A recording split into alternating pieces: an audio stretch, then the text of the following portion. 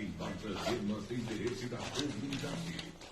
Crônicas de Alegrete, oferecendo Construtora Redense com a realização de obras urbanas e rurais. Rua Maurício Cardoso, 1467. Fones 34 26 1307 991 12 76 33. Campanha Ibirocai tem para venda todos Jordan e Angus e Carneiros Bofetami. Queres melhorar os resultados econômicos do seu negócio? Procure a SEAC Gestão. Assessoria empresarial no agro e na saúde. Fale com a Ruth ou com o Vitorino. Fone WhatsApp 996 18 39 21. Clínica Depil, estética avançada. Equipamentos com a mais alta tecnologia. Profissionais qualificados em produtos de qualidade. Praça Getúlio Vargas 573. Posto do Agro, com a bandeira da rua. Combustíveis de qualidade. Loja de conveniência e atendimento personalizado. Prolongamento da Avenida Cis Brasil.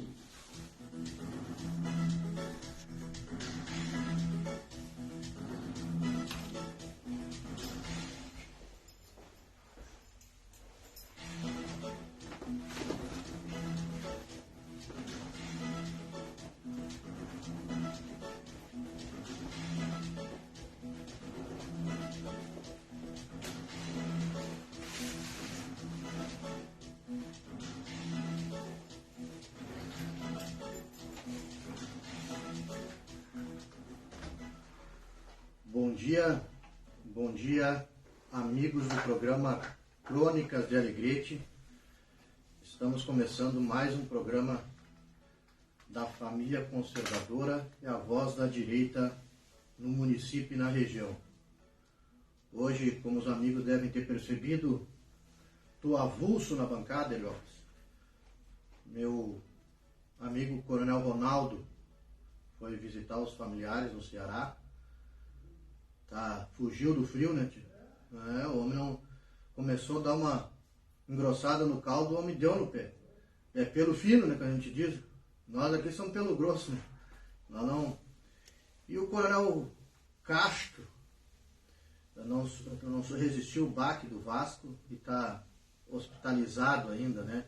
Está entregue ao departamento médico, mas se Deus quiser e Ele quer, logo ele estará aqui conosco, então em Porto Alegre. Vai fazer uma cirurgia de uma hérnia de disco. O homem é bruto, né? Acha que é guri para estar fazendo academia. Mas se Deus quiser, logo vai estar aqui conosco. Já fica aqui um abraço aos dois amigos. E aos nossos patrocinadores que estão sempre nos apoiando. Nós temos a Clínica Depil, SEAC Gestão. Temos a Cabanha Ibirocai. Temos também a Construtora Alegretense, o Posto do Arco, lá do nosso amigo Rubão, e todos que estão sempre nos ouvindo com bastante carinho, que interagem conosco aqui durante todos os programas.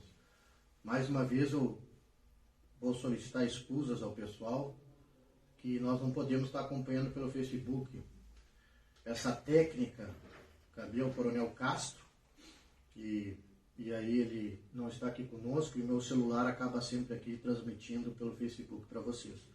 Mas assim que termina o programa, nós vamos procurar dar retorno, e se tem alguma questão importante que os ouvintes querem que a gente comente durante o programa, é só ligar aqui para a Rádio Alegrete. Também vamos ter a participação, muito em breve, do nosso grande amigo, nosso líder aqui, deputado Sanderson, deputado federal, que vai falar para a gente o panorama de todas essas questões que tem tanto preocupado o Brasil, a nível de Brasília. Temos reforma administrativa, temos um ministro que deixou cair a máscara e agora mostrou a sua suspeição. Temos também a questão absurda das escolas cívico-militares.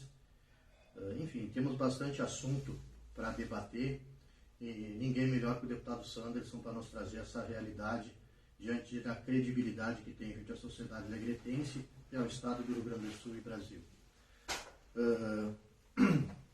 Queria aqui, antes da gente entrar nessas questões, lamentar o ocorrido num morador do assentamento Novo Alegrete, que teve sua propriedade lá, sua casa incendiada. Não se sabe ainda as razões, né? A polícia está investigando. Nós já temos um encaminhamento a ser feito, inclusive pelo gabinete do deputado Sanderson, referente a algumas questões que entendemos abusiva que está acontecendo, em especial para aquelas pessoas que não se rendem à militância do MST. E já conversamos com o relator, o deputado Ricardo Salles, inclusive ele tem um vídeo que no momento oportuno nós vamos transmitir, aonde ele dá um encaminhamento, inclusive com a possibilidade de, após o recesso, deslocar alguns deputados para fazer uma visita aqui no assentamento e ouvirem as famílias o que de fato está ocorrendo, por que as pessoas precisam se dirigir a uma única pessoa para encaminhar, fazer seus encaminhamentos, uma vez que ali é um assentamento, né? O que o MST entende bem é de invasão de propriedade. Ali não tem propriedade invadida. Ali é um assentamento de pessoas, de trabalhadores, que não justifica mais a atuação criminosa do MST ali. Também queria falar a respeito, o pessoal durante essa semana nos procurou sobre o andamento da terceirização na educação, que recebeu um apelido de parceirização. Houve uma retórica aí de que com o concurso, com os contratos emergenciais que ocorreram ao arrepio da lei, diga-se de verdade, né? A lei 43 de 2011, do seu artigo 32, 33, inciso 2º, fala que não se pode fazer sucessivos contratos emergenciais. Uma vez feito por um ano, ele não pode e não deve ser... Tá, e não pode ser renovado, né? Então, a gente, embora saiba da necessidade que precisava esses 45 professores, infelizmente ocorreu uma ilegalidade, né? A administração no afogadilho mandou e, obviamente, os vereadores acabaram olhando única e exclusivamente a demanda em especial das famílias e das crianças e acabaram aprovando esse projeto ao arrepio da lei. E a terceirização, que tinham dito que com o contrato não sairia, já existe uma empresa vitoriosa, que é a empresa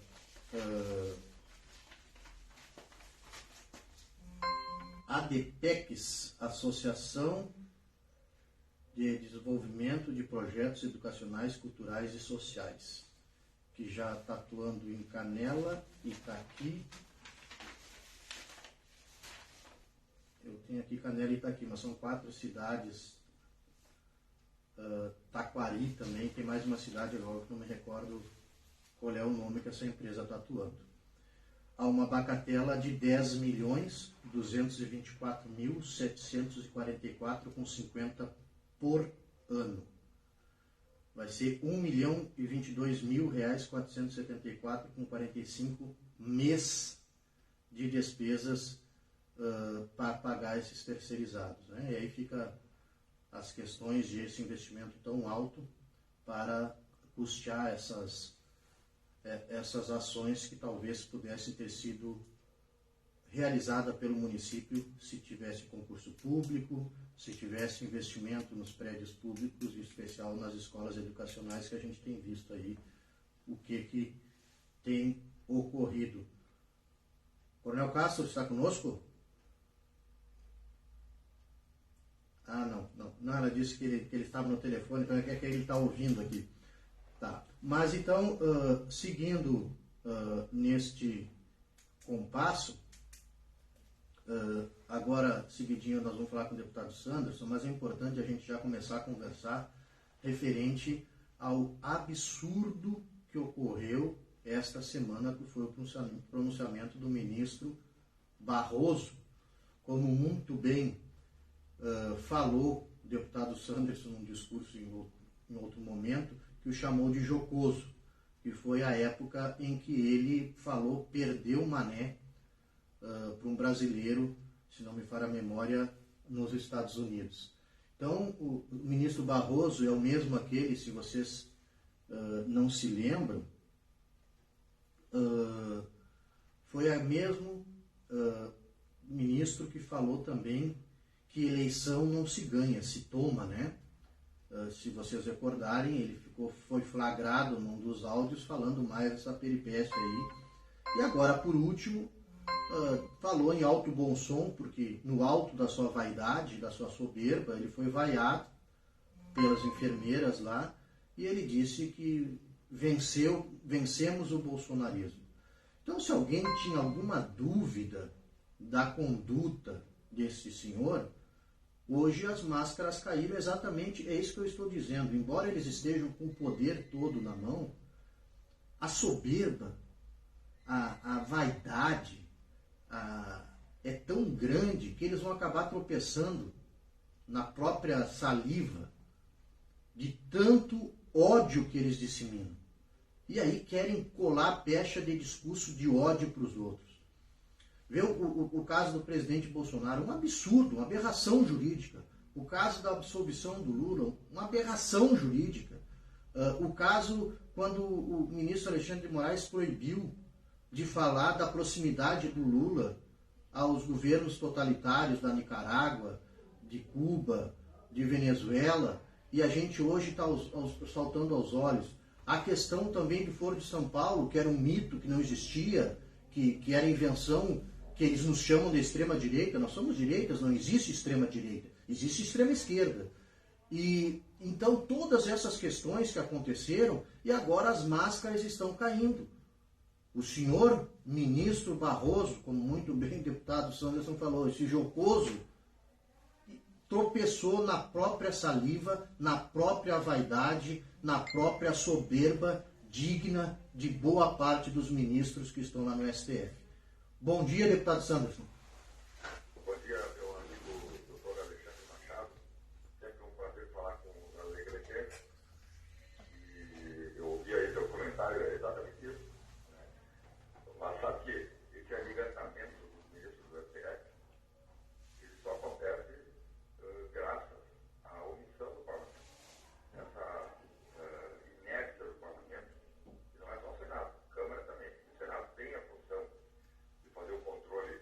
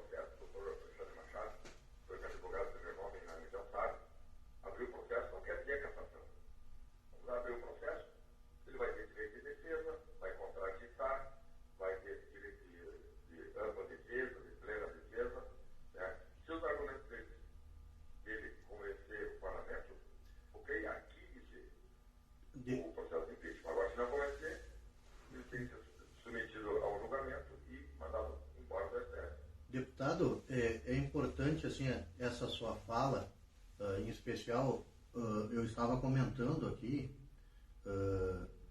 de um discurso seu, quando o senhor chamou ele de jocoso, foi, exato, lá na Câmara dos Deputados, no momento em que ele falou perdeu o Mané, né? E, ele falou perdeu o Mané. Depois, antes mesmo disso, enquanto nós estávamos discutindo a questão do voto impresso, diga-se de passagem que o Paraguai citado aí ele usa as urnas eletrônicas de terceira geração com o voto impresso. Ele também comentou que eleição não se ganha, se toma. No momento em que nós estávamos numa extrema fragilidade, a população estava clamando pelo voto impresso, e aí, no momento, ele era o presidente do TSE. Nós vivíamos a maior insegurança. Aí tu vê o presidente do TSE replicando uma fala de José Dirceu. Aquela fala quem teve foi o José Dirceu. Ele imitou a fala, dando a entender assim, ó, eu e o José Dirceu temos esse entendimento. E agora ele encerra, neste ano, depois de tudo em que vivemos, onde nós temos pais de família presos, onde a gente tem coronéis presos até hoje, sem processo individualizado, sem acesso às imagens para fazer sua ampla defesa, que a gente está dizendo, o seu direito ao contraditório. Na verdade, não existe autos, né? Mas é porque não tem autos, né, deputado? Na verdade, existe um único processo para todo mundo. Então, eles não dão acesso exatamente porque não existe. Não existe um processo individualizado. Mas ainda me chamou a atenção as imagens que apareceram essa semana, vários deputados colocaram, daquele pai que está abraçado com os 2 filhos pequenos, acho que um de 8 anos e uma menina de 4 anos. Porque o pai e a mãe foram presos. Exato. E quem está cuidando é uma filha de 20 anos. Pelo amor de Deus, qual é o motivo, o fundamento que tem de um réu primário estar preso até hoje? Então, são essas situações que preocupam. Nós hoje não vivemos, eu repito isso, hoje, quem diz que o Brasil vive numa democracia plena está mentindo. Uma democracia não permite abusos, e nós temos convivido com abusos, e mais uma vez, digo que esses abusos eles são sequenciais porque o parlamento aceita. E aceita por uma série de razões, porque tem parlamentares que têm rabo preso, tem parlamentares que não têm coragem, outros não têm disposição, outros não querem se incomodar, né? E aí os abusos vão se sucedendo. Né? Mas, deputado, deixa eu ler para o senhor aqui. O STF soltando traficantes e mandando prender mais de família. Ela estava com uma bandeira no pescoço, fazendo um protesto em Brasília. Uma grande coisa. O sujeito vai lá e quebra e tratamento, tem que ter um tratamento. O sujeito estava lá apenas protestando, dizendo que não concorda com uma série de situações que acontecem no Brasil, sem quebrar, sem cometer um crime, então pode preso. E é isso que acontece. Das 1.500 pessoas presas em 8 de janeiro, eu estive lá, estou lá acompanhando praticamente todas as semanas dentro do presídio. Das 1.500 pessoas presas, 1.300 não cometeram crime algum. Nós temos um caso aqui de um empresário de Santa Rosa, seu Miguel Ritter, que até ele é pai da doutora Gabriela Ritter, que é uma advogada, que está liderando os movimentos aí para apurar os abusos do ministro do STF, etc. Ela palestrou agora lá no Senado Federal, foi orientada pela quinta-feira, então aparece lá, relatando tudo que ela já viu e tal. E o seu Miguel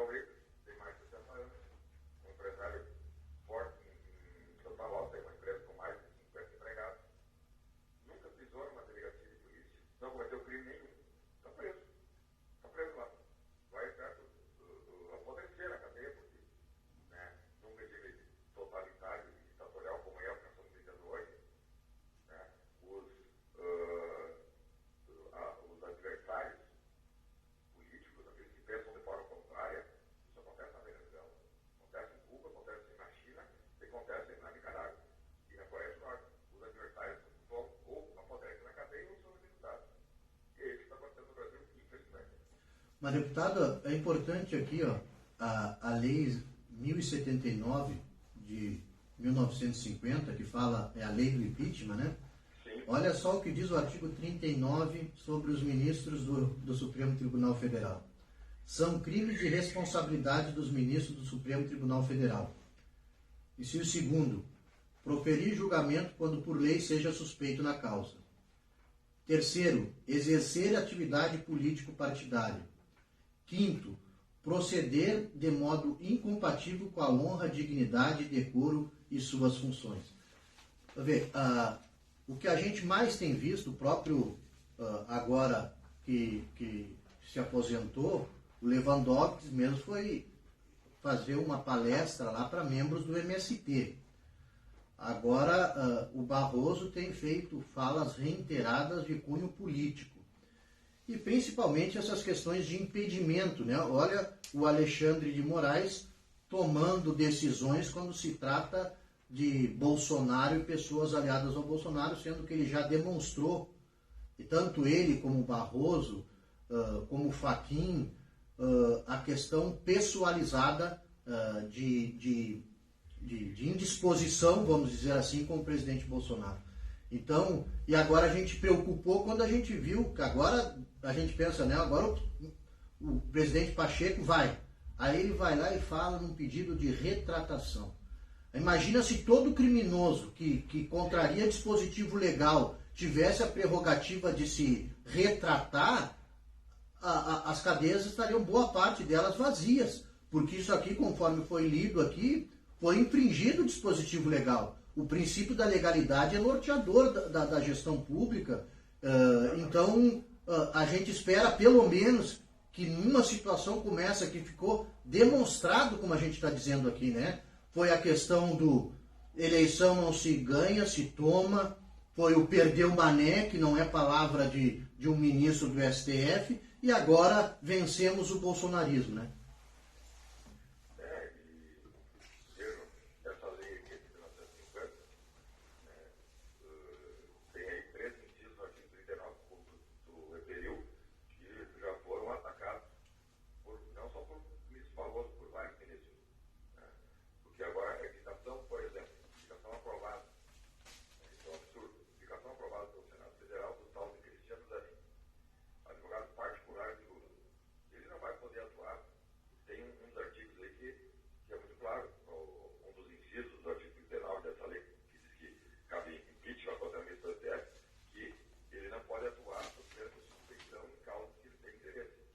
Isso é o segundo?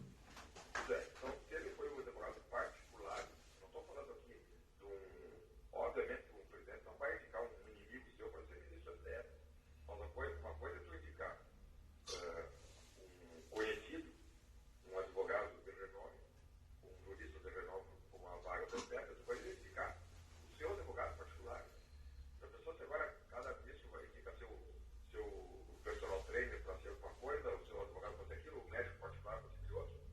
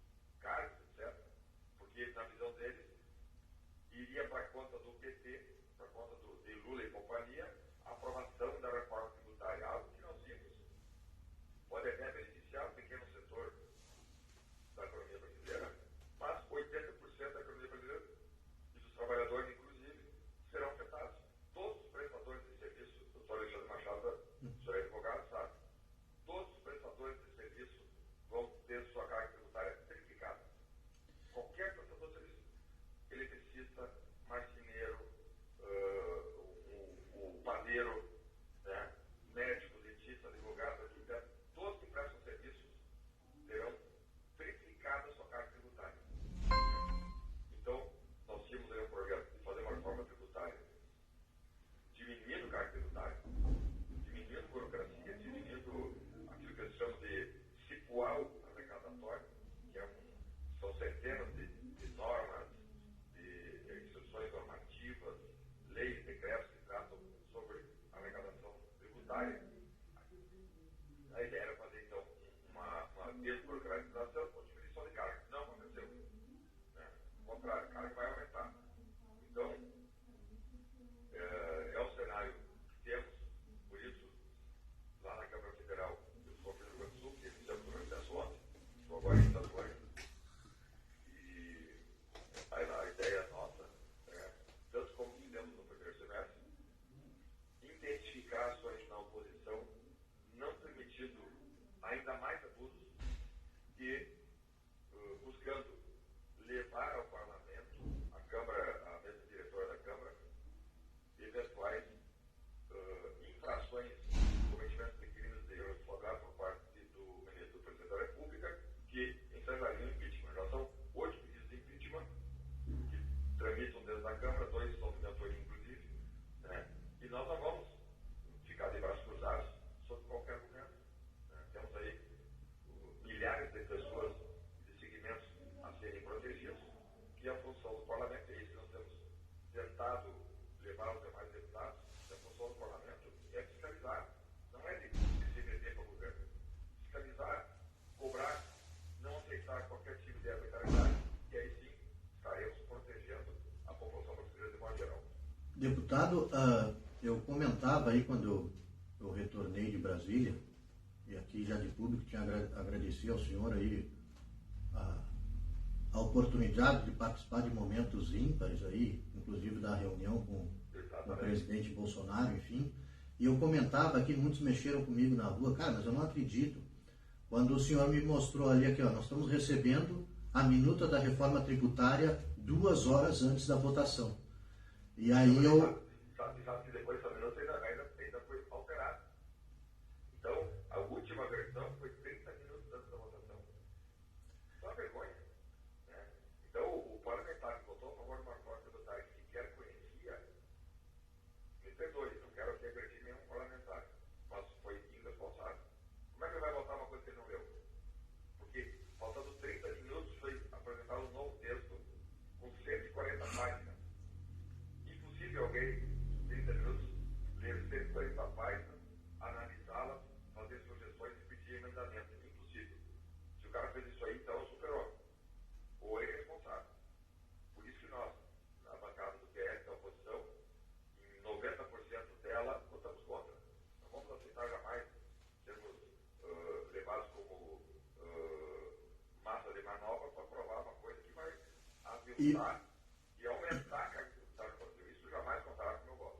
Isso aí é importante até porque eu tive a oportunidade de visualizar, digamos, em tempo real. Nós estávamos dentro da reunião e olhando os comentários, em especial da Rede Globo, o que estavam falando, o que estava ocorrendo dentro da reunião. E me chamou a atenção, até mostrei na hora ali para o pessoal que estava ali dentro. A Rede Globo disse que teve um momento de tensão quando falaram da sogra do presidente Bolsonaro, que sequer foi citada, né, durante a reunião. Absurdo, olha. Alexandre, muito importante participou daquela reunião em Brasília, é uma reunião histórica, sabe? Porque uma reunião contou ali com mais de 90 deputados federais, 10 senadores, o presidente da República, Jair Bolsonaro, a primeira-dama Michele Bolsonaro, ficamos ali, isso presente, mais de 2 horas discutindo sobre o Brasil. Estava o governador de São Paulo, Tarcísio Gomes de Freitas, e ali vimos que não passou de discussões sérias, responsáveis, compromissadas sempre com o futuro do Brasil. Ali, em momento algum se falou em questões político-partidárias, assim, buscando achar saídas para melhorar a situação de vida dos brasileiros. E o importante, né, deputado, que ali a gente via que a discussão não era contra por ser contra, né? Não é contra porque somos oposição. Na verdade, o que o PL queria era que fosse votado após o recesso para ter tempo de ler, para ter tempo de contribuir. O pedido foi esse, ó. Vamos deixar para o segundo. Qual é a razão para votar uma reforma tributária que ninguém conhece? Né? Avalizada e cacifada por alguém que não tem moral para cacifar nada, no caso do Lula. O Lula é um gastador do Bolsonaro. Ele está fazendo torrar dinheiro. Então, alguém que torra dinheiro vai querer fazer uma reforma para diminuir gasto? Não, ele quer fazer para gastar mais. Né? Então, nós pedimos, vamos fazer, jogamos para agosto, esses 15 dias de recesso, cada deputado faz sua análise, submete a sua consultoria jurídica, ouve o que tem que ouvir, e aí, na primeira semana de agosto, nós vamos voltar. Não quiser atropelar, como atropelaram de fato, né? E, mais uma vez, a sua excelência, o povo brasileiro, vai arcar com um aumento de carga tributária. E é importante, né, deputado, também que aqui em Alegrete mesmo, eu estive logo em seguida nas rádios locais comentando, isso me preocupa, que eu não vejo as forças vivas de Alegrete, quando eu digo forças vivas, Poder Legislativo, Poder Executivo, querendo se debruçar sobre essa reforma. Às vezes parece que Alegrete é uma ilha em torno disso tudo, vai repercutir no município. O lema que o presidente Bolsonaro dizia, que era menos Brasília e mais Brasil, se inverteu. Agora é mais Brasília e menos Brasil. E outra coisa, a produção primária e a igreja, ela é essencialmente primária, agronegócio, vai ter aumento de carga tributária. Então, pois é, então são essas... Para produzir uma lavoura, se tu gastava 100, vai gastar 120. Né? Então, infelizmente, nós vimos, né, talvez essa letargia que tomou a Alegria e outros municípios também, não é só a Alegria, ela vai ali na frente fazer muita diferença, porque todos nós seremos cobrados. Bom, como é que lá em 2023 vocês aceitaram uma votação de uma reforma tributária para aumentar tributos num país que já tem carga tributária elevada? Essa conversa vai vir. Então, aqueles que ficaram de braços cruzados aceitando esses abusos, esse absurdo que foi essa reforma tributária, sem discussão, sem ouvir a população brasileira, contando com a responsabilidade da maior parte dos deputados, isso aí, certamente, a cobrança virá. Não, e também, né, deputado, é importante assim, ouvir de alguns dizer, Alexandre, tu vê o presidente Bolsonaro se desentendeu com o Tarcísio, porque o Tarcísio é um cara técnico e ele analisou a reforma. Não é bem assim. Na verdade, a reforma, um dos beneficiários dessa reforma é a indústria. E São Paulo é um estado industrializado. O Tarcísio está fazendo a defesa do estado dele. Claro. Então, é isso que o pessoal precisa entender. O Tarcísio não estava dizendo... A reforma estaria boa para São Paulo. Mas, para nós, assim... Por exemplo, Eu naquele dia da reunião, falando com a saindo, a imprensa, eles foram na saída, eles me perguntaram, o governador de São Paulo fala em seu nome? Eu digo, não, ele não fala em meu nome. Eu falo em nome dos gaúchos. Né? E aí botaram assim, deputado Sanders, eu disse que Tarcísio não me representa. Não é isso aí. Eu disse que o governador de São Paulo fala em nome e em defesa do interesse dos paulistas. E eu, em nome dos gaúchos, não posso aceitar uma reforma que vai aviltar, que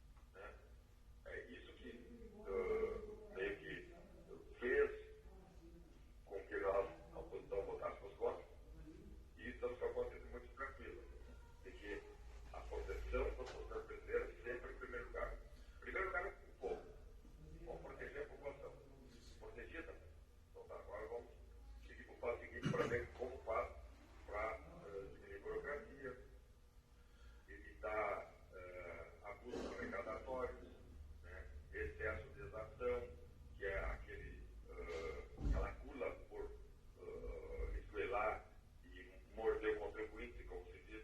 Né? E isso não aconteceu. E não aconteceu notadamente porque o governo, com a anuência do presidente da Câmara dos Deputados, Arthur Lira, atropelou, e atropelamento jamais contará com a leniência e o concorde dos deputados da oposição lá na Câmara Federal. Bom, mas deputado, estamos ansiosos pela sua visita ao nosso... Visita não, porque o senhor não é visitante, o senhor vem com muita frequência aqui, mas que tire um dia, dois para estar aqui conosco, até para a gente fazer uma agenda com essas representatividades, para nós debater, pelo menos provocar esse debate aqui no município de Alegrete, que está calado.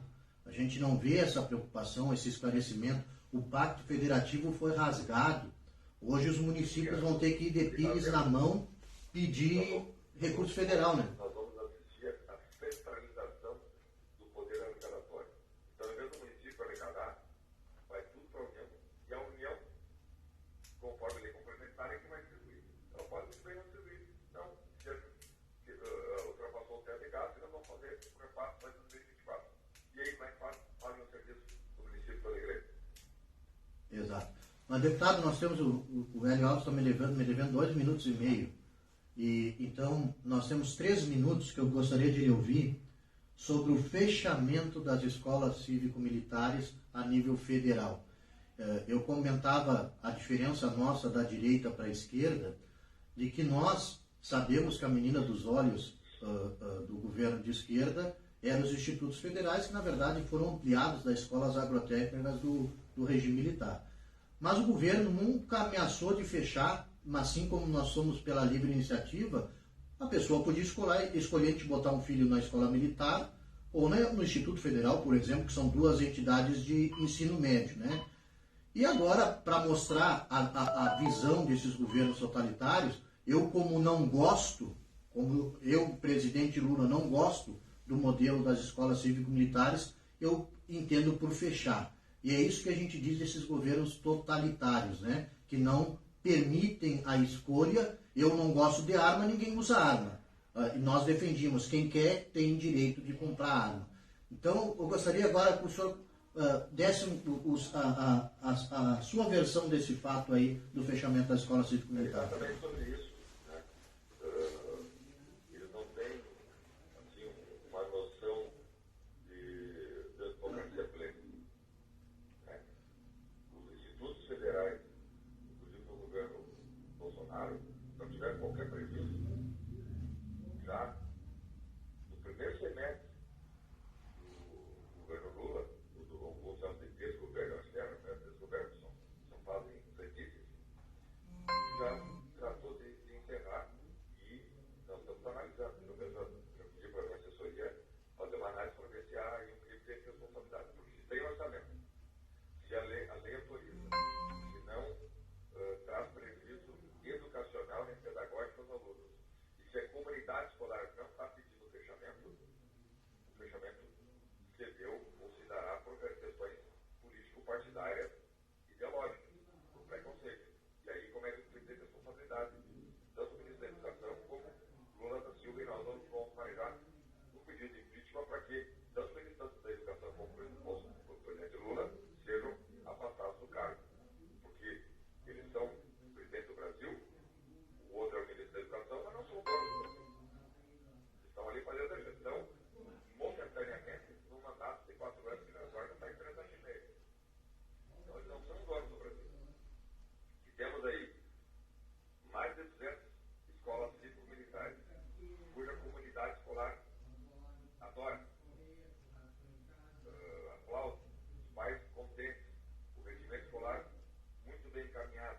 Melhores avaliações que tem no nível nacional. Pois é. Levantar contra isso, só alguém com espírito de porco como é esse que estão aí ocupando o Palácio do Planalto. Então não dá para aceitar. Isso é um absurdo. Né? Eles se interessam em atacar aqueles que estão trabalhando corretamente ou levando atividades a